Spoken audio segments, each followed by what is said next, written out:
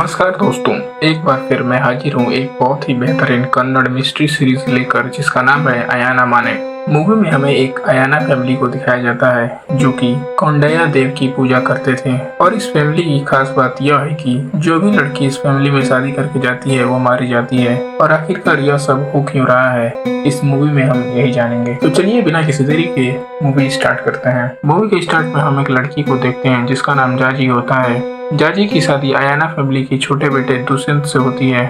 दरअसल जाजी को अयाना फैमिली के हिस्ट्री के बारे में पता नहीं होता है और वो खुशी खुशी उनके साथ शादी के लिए मान जाती है। अब जाजी अपने ससुराल पहुंचती है जहां पर उसके सास ससुर के साथ साथ दो देवर होते हैं जिनका नाम महेश और शिवाशीष होता है और एक ननद भी होती है जिसका नाम पूर्णी होता है। घर में एक नौकरानी होती है जिसका नाम ताइबा और सास का नाम नगम्मा होता है। जाजी जब घर में एंट्री के टाइम चावल के डब्बे को पैर से लात मारती है तो तभी ससुर जी उसके नीचे गिर जाते हैं और उनकी वहीं पे मौत हो जाती है, जिसके कारण सभी लोग जाजी को अपशगुन मानते हैं। लेकिन उसका पति ये सब नहीं मानता है। रात के वक्त जाजी अपने पति के साथ नहीं सो पाती है क्योंकि उसके ससुर मारे गए थे और वो बाहर ही सो जाती है। अगले दिन जाजी जब सोकर उठती है तो नगम्मा से कहती है कि वो अपने सारे कपड़े घर पे ही भूल गई है। तो नगम्मा उसे ढेर सारी साड़ियाँ दिखाती है जो कि महेश की मरी हुई बीवी पुष्पावती की होती हैं। फिर क्या जाजी साड़ियों को पहन लेती है और नगम्मा उसे महेश को उठाने के लिए भेज देती है। लेकिन महेश को जाजी में पुष्पावती दिखाई देने लगती है और वो उसे मारने के लिए दौड़ पड़ता है।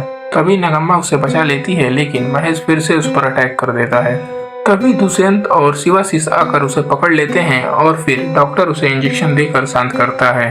अब नगम्मा जाजी को महेश की कहानी बताती है और फिर हम फ्लैशबैक में देखते हैं कि महेश आता है और सबको बताता है कि उसने पुष्पावती से शादी कर लिया है। पुष्पावती एक बहुत ही मॉडर्न लड़की थी जो कि नॉनवेज खाती और दारू भी पीती, वो भी घर के अंदर ही, जिसके कारण घर वाले उसे पसंद नहीं करते थे और घर से निकल जाने के लिए कहते थे क्योंकि घर वालों का मानना था कि पुष्पावती की इन्हीं हरकतों के कारण घर के देवता नाराज हो गए हैं। और ये सब सुनकर पुष्पावती कौंडैया देव की मूर्ति घर के बाहर वाले कुएं में फेंक देती है और फिर एक दिन उसी कुएं में कूदकर अपनी जान दे देती है, जिसके बाद से महेश का दिमागी हालत ठीक नहीं रहता और उसको कभी कभी हेलुसिनेशंस होते हैं और पुष्पावती भी दिखाई देती है। इसके बाद जाजी किचन में चली जाती है जहां पर ताइबा उसे पूरी बात बताती है कि पुष्पावती आगे चल के बदल चुकी थी। लेकिन जब उसे पता चलता है कि उसका पति लड़कीबाज टाइप आदमी है तो पुष्पावती गुस्से में आ जाती है और उसका परिवार पर से भरोसा उठ जाता है और फिर सबको चिढ़ाने के लिए घर के मंदिर में चली जाती है। दरअसल उस टाइम पे उसको पीरियड आए होते हैं। तभी नगम्मा बोलती है कि उसे घर के मंदिर में नहीं जाना चाहिए था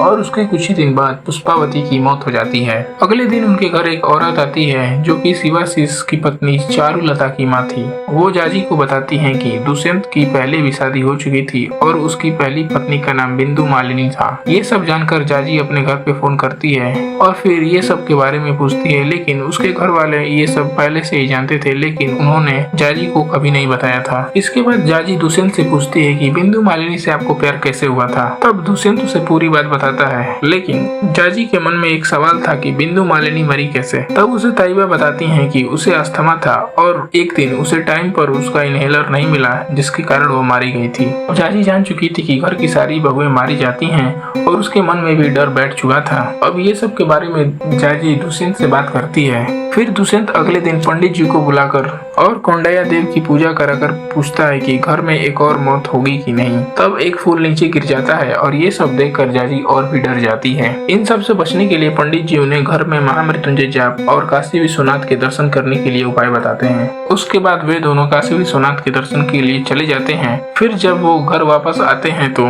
घर में महामृत्युंजय जाप कराया जाता है। फिर दुष्यंत जाजी से पूछता है कि अब तुम्हारे मन से डर चला गया कि नहीं। तब जाजी हाँ में जवाब देती है। फिर जाजी महेश को प्रसाद देने जाती है लेकिन वो देखती है कि महेश की मौत हो चुकी थी और वो डर के मारे चिल्ला देती है। फिर दुष्यंत जाके देखता है कि महेश की लाश बेड पर पड़ी हुई थी। अगली रात नगम्मा देखती है कि कुछ लोग महेश की डेड बॉडी जमीन से बाहर निकाल रहे थे। फिर दुष्यंत जाके पूछता है कि तुम लोग ये सब क्यों कर रहे हो। तभी पुलिस ऑफिसर महंत देश सामने आता है जो कि जाजी का फ्रेंड भी था। वो बोलता है कि ये सब मेरे ही कहने पे हो रहा है और मुझे शक है कि इसका मर्डर हुआ है। लेकिन सभी लोग सोचते हैं कि पुलिस को ये सब पता कैसे चला। लेकिन जब सबको पता चलता है कि पुलिस को जाजी ने बुलाया है तो नगम्मा उसे एक थप्पड़ मार देती है। अब अगले दिन जाजी जब चाय पी रही होती है तो उसे महंत देश का कॉल आता है और वो बताता है कि महेश की मौत जहर की वजह से ही हुआ है। और जाजी जो अपने ससुर की मेडिकल रिपोर्ट दी थी उसके बारे में बताता है कि उनकी भी मौत जहर की वजह से ही हुई थी। तभी जाजी की तबीयत बिगड़ने लगती है और वो वहीं पर गिर जाती है। जब सामने से कोई आवाज नहीं आती तो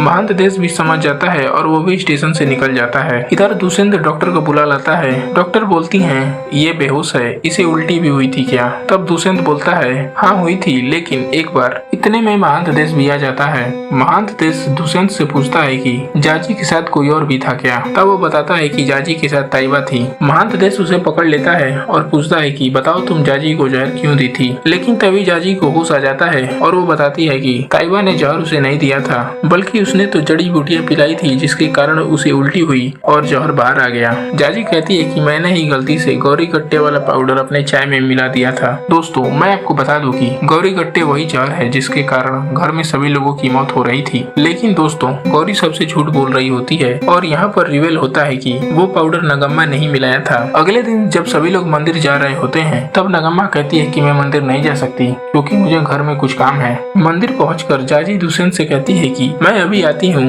और इधर घर पे नगम्मा जाजी को मारने के लिए फिर से प्लानिंग बना रही होती है, लेकिन उसे गौरी गट्टे वाला पाउडर नहीं मिल रहा होता है। लेकिन तभी जाजी पाउडर का डब्बा दिखाकर बोलती है इसे ही ढूंढ रही थी ना। फिर नगम्मा को सब कुछ बताने के लिए बोलती है और यहाँ पर हमें पता चलता है कि नगम्मा को एनपीडी है, नार्सिस्टिक पर्सनालिटी डिसऑर्डर। ऐसे लोग दूसरों को अपने से इंफीरियर समझते हैं और खुद को सुपीरियर। ऐसे लोग सबको डोमिनेट करना चाहते हैं। इसलिए नगम्मा की बात जब भी कोई नहीं मानता था तब वो उसको मार देती थी और जो भी उसकी सच्चाई जान जाता था उसको भी वो मार देती थी। एंड में हम एक अजीब सी चीज देखते हैं कि जाजी तो मंदिर के बाहर महंत देश से बात कर रही होती है, तो घर के अंदर कौन है जिसे नगम्मा अपना कन्फेशन सुना रही थी। कि तभी दूसरी वाली जाजी नगम्मा को बोलती है कि अपनी गलती छुपाने के लिए भगवान का क्रोध बताकर सबको डराती रही। तो नगम्मा गुस्से में बोलती है कि जब भगवान ही चुप है तो तुम कौन होती है सब बोलने वाली। तभी अगले ही पल रिवेल होता है कि उसके सामने भगवान कोंडाया देव ही थे जो कि जाजी का रूप लेकर नगम्मा को उसकी कर्मों की सजा देने आए होते हैं। नगम्मा भगवान को देखकर डर जाती है, जिससे सीढ़ियों से उसका पैर स्लिप होता है और जमीन पर उसका सिर लगने से उसकी मौत हो जाती है